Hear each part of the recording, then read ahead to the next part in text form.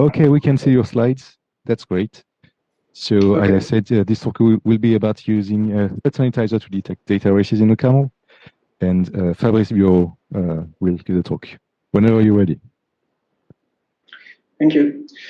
So I'm Olivier, and together with Fabrice, we will present you ThreadSanitizer, also known as TSan, why and how it's useful, and we'll tell you internally what we had to change to the OCaML compiler and runtime to support TSan in OCaML programs. So you may have heard that we can write parallel programs in OCaML now, and which opens up a whole new world of programs to us, a whole new world of performance gains, but also a whole new world of bugs. And a particular subclass of bugs, which we are targeting with TSan, is data races. So a data race is when two threads access the same memory location, and at least one of the accesses is a write, and there is no order that is enforced between the two accesses. By the way, the notion of ordering that I'm using here depends on the programming language, and it's usually formalized as a partial order in the memory model called happens before. And we'll get back to that. And data races are inherently non-deterministic. They can be silent, which makes them hard to detect, and they are hard to track down. But why should we care? Well, because data races make your programs behave in a weird way. Let's see an example. Here you have an OCaML program with two mutable cells, A and B, and two functions, D1 and D2, which both write to a cell and read from the other. And we will run them in parallel. And a natural assertion at the end of this program is that D1 and D2 cannot both return 0. So why do I say that it's a natural assertion? Well, let's try to find an interleaving that would get to that outcome. In such an interleaving of instructions, we expect instructions to be performed in the same order as they're written in the program. So for instance, in D1, we expect the write to happen before the read, and I represent this with arrows. But also, if we observe that D1 returns 0, then then necessarily B should be read before it is written, right? So let's add an arrow.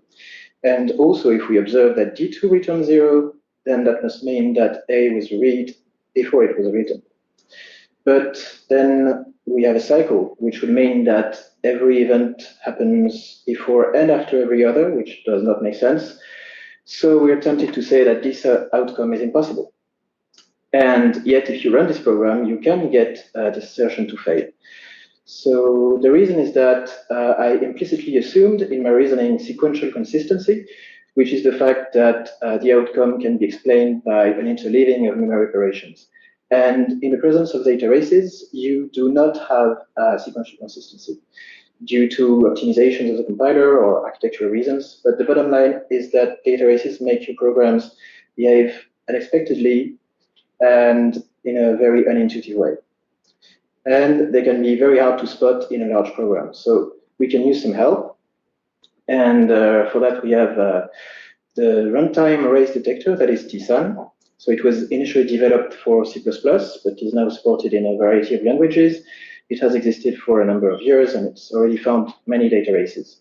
And it will require to compile your program specially. But before, let's see what would happen if I compile this racy program with TSan and try to run it. TSan would give you a report saying that it has encountered two data races. And for each data race, it will give you backtraces of the conflicting memory accesses. So for instance, on the first data race, it will give you a backtrace for the write and for the read, which makes it much easier to understand what's going on. And so in this simple example, we could, for instance, fix the data races by using a global mutex to ensure exclusive access to the shared data. Now, how does TSan perform this detection? So it consists in two components. The first one is program instrumentation.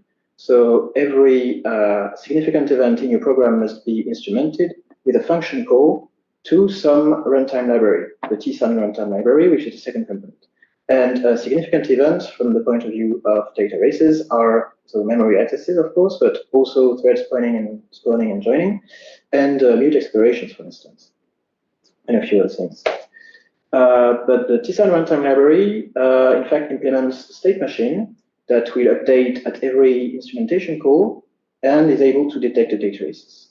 So how does it do that? Let's take our example again with the mutex. So TSan's internal state associates to each thread a vector clock. So a vector clock is an array of n clocks, where n is the number of threads. And each thread will increment its own clock upon every event. So memory accesses, mutex operations, and so on. And then some events are special in the sense that they will synchronize the clocks between threads. For instance, if thread 2 tries to lock the mutex after it has been unlocked by thread 1, then the clock of thread 2 will become the maximum of the two clocks. And so you may wonder, why is TSan maintaining these vector clocks? That's because comparing vector clocks allows to establish happens before relations. So if clock A is lesser than clock B, then you know that event A necessarily happens before event B. Now, the second ingredient to detecting data races is associating some information to memory accesses as well. And this is done using a shadow state. So for each word of application memory, virtual memory, TSan maps one or more shadow words which retain information about a recent memory access. It retains some ID for the accessing thread, but also the clock of that thread at the access, and also the position, so that is which bytes inside the word have been accessed, and finally whether the access was a write or not. And TSan only remembers a finite number of shadow words, and if they are filled, then it will just evict one at random. And with these ingredients, TSan is able to perform race detection. By doing the following, upon every memory access, it will compare the clock of the accessing thread with each existing shadow word for this memory location.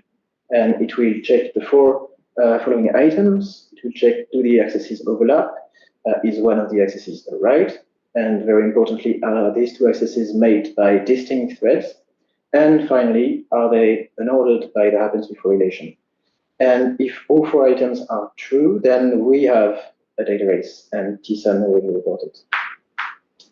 So this approach has two main limitations. As a runtime analysis, data races are only detected on code paths that are visited during execution. And as I mentioned, TSan only remembers a finite number of memory accesses, which can be a cause of missed races. And now I will let Fabrice tell you about what is needed for the OCaML support of TSan. Thank you, Olivier. So you know how TSan can detect data races in program, but for this to happen, we need the program to be to inform TSan about important event happening, so TSan is able to detect data races. This is done in a compilation path we had to add to the OCaML compiler, and it's called instrumentation. The very first thing to instrument are memory accesses. So let's consider our running example with just one function that is writing to an integer reference and reading from it. So at the bottom left, what you can see is the CMM representation of this program. CMM is an intermediate path it's an intermediate representation in the compilation path.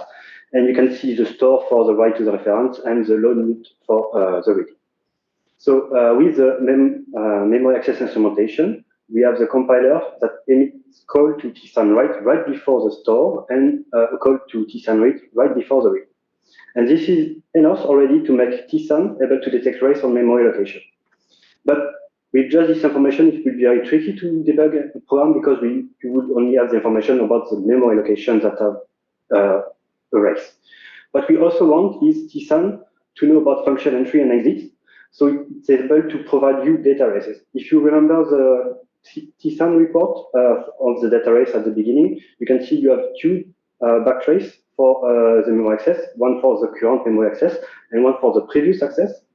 And the previous one is quite impressive because it's an event that happened in the past, and it's TSan that is able to reconstruct this backtrace if the program emits event about function entry and exit.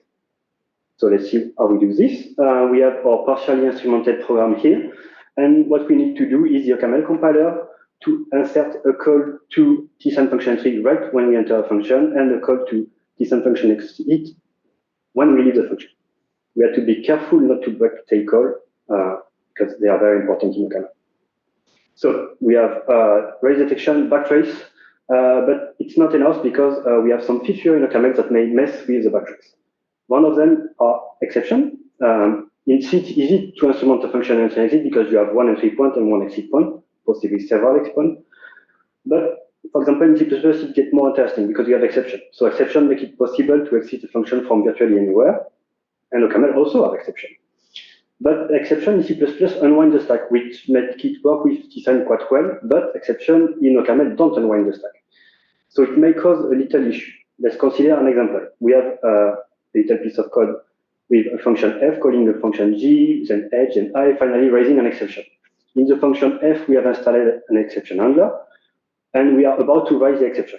On the right, you can see the current state of the stack with the function f that has its own stack frame, then the g, h, and I.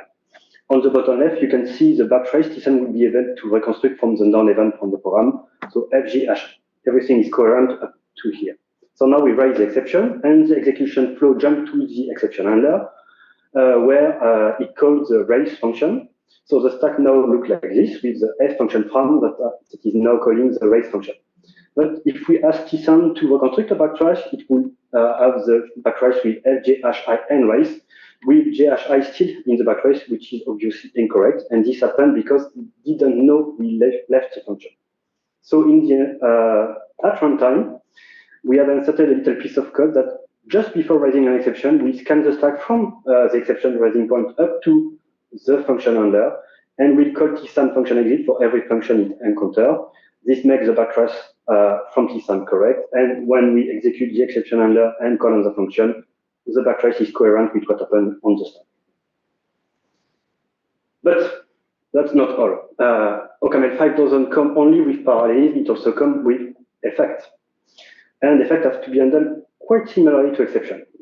Indeed, if you consider effect handler a generalization of exception, and if you're not used to effect, you have a little example here that will print 0, 1, 2, 3, 4.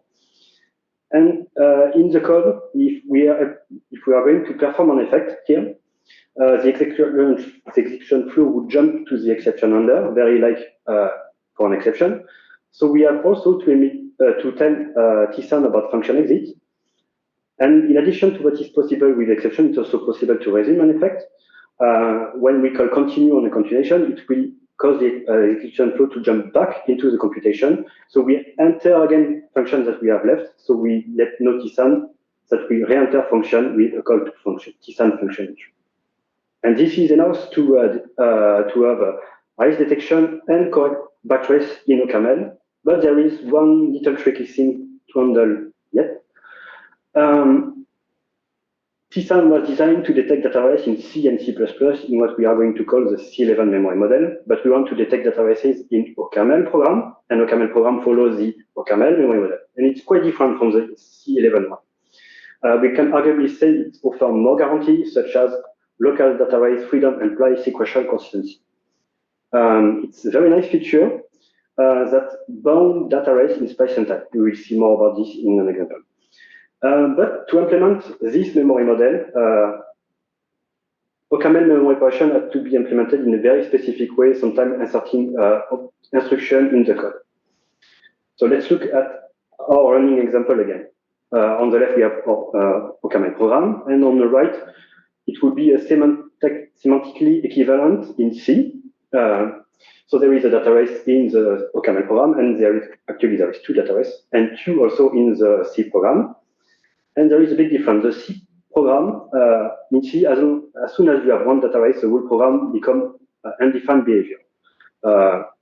Whereas allowing in the OCaML program follows the OCaML memory model, and thanks to the bounding of data race in space and time, it still has a well-defined behavior.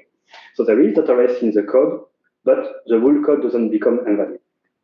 So a more realistic representation of the OCaML program in C would be like this. You can notice there is now atomic operation, memory order information, and there may be fans somewhere. And this C analogous is now well-defined as a well-defined behavior because there is no data race anymore, according to the C11 memory model. So this is the issue. We have the OCaML program, which has data race. It is compiled in an equivalent in the C11 program that wouldn't have any data race, but we still want TSan to detect data race in our OCaML memory model. So we had to be careful in the way we let know TSan about memory operation. So we have OCaML memory operations that are implemented in a very specific way to enforce the OCaML memory model. And what we say to TSan is something related to the operation that happened, but not exactly. And this allows TSan to detect race according to the OCaML memory model. For example, our receive program should report a data race from TSan, otherwise it would be a false negative. And TSan shouldn't report data race in what is valid in OCaML memory model. This will be false positive. So hopefully you are as excited as I am about TSan support for OCaML, and I will now let Olivier let you know about the current status of TSan support in OCaML compiler. Thank you. There is a performance cost to using TSan currently. So you get a slowdown in terms of runtime. It can range from 2x to 7x, and memory consumption is increased as well. Interestingly, this performance hit is lesser than when using C++ on average, maybe because these programs perform less mutation.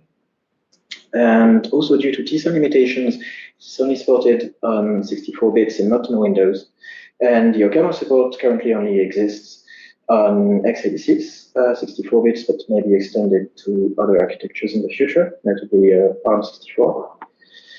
And so this support for TSan has been merged in the upstream compiler, and it will be released in 5.2. But for convenience, if you need to try it, there is a backport onto OCaML 5.1. So 5.1 is not completely out yet. It's in release candidate 3, but once it's out, there will be the same kind of backport. And we have used TSan to find races in a number of projects, including the OCaML runtime itself. And it's also been helpful to ensure that parallelism is safe in the project's domain and EIO. And if you use it, encounter any issues, do let us know. We're interested. So I think we'll stop here. Thank you for listening.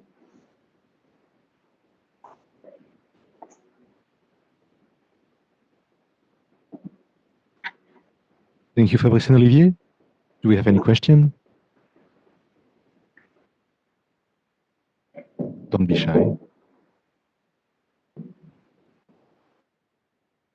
So I have one. Is it possible that your instrumentation actually hides some data races by mistake? This, should I? Okay, I'll take this one. This should not be the case. So yeah, as I said, we will only detect data races on visited paths and may miss some because of the forgetting of previous accesses, but no, we should not. There are no more reasons than that for missing races, including in OCaML programs.